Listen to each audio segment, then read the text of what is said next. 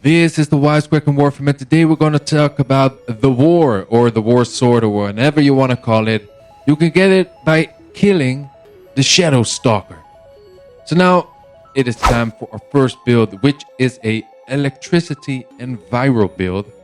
And as you can see, we have Cleaving Whirlwind, but you can also choose the Temple Royal, but we'll talk about that later. This weapon has an inherent 20% critical chance, so Berserker is very handy.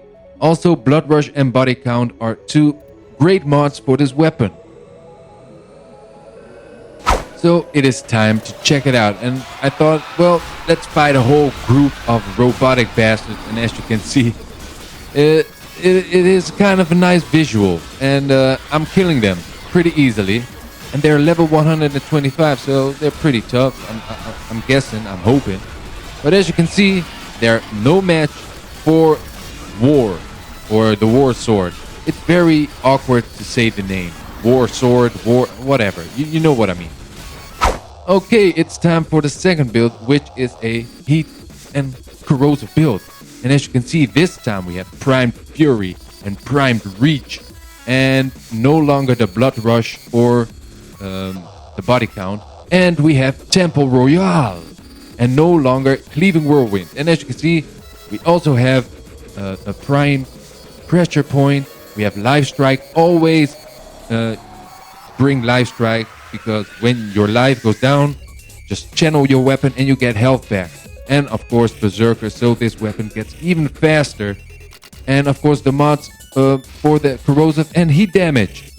So now with a Prime Reach and a Prime Fury and of course the Berserker, it is time to fight this big bastard right over here. And as you can see, it takes a bit of swinging to get him down, but you can also clearly see that it hasn't shot a bullet in my face yet, because I'm keep punching it down with my great weapon, because the speed is so fast and it just can't lose a shot. So here you can see me owning this big bastard, and now it is time for the finishing move, and there it goes.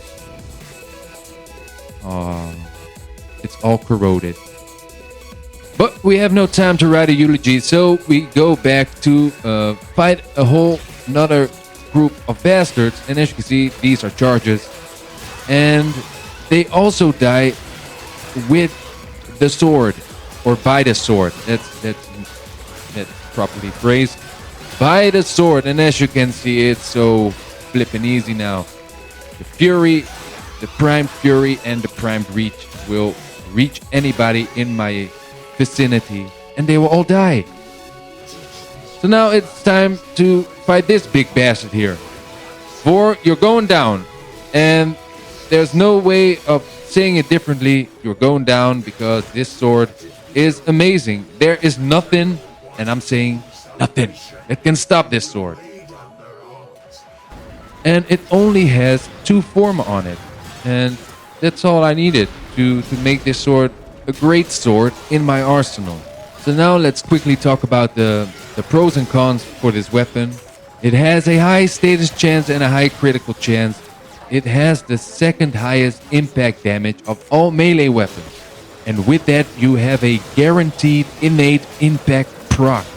And the only con I can think of is that it is pretty slow. But with Prime Fury, that problem is long gone. So ladies and gentlemen, if you don't have this weapon, stalk the Shadow Stalker and get it for yourself. And swing away.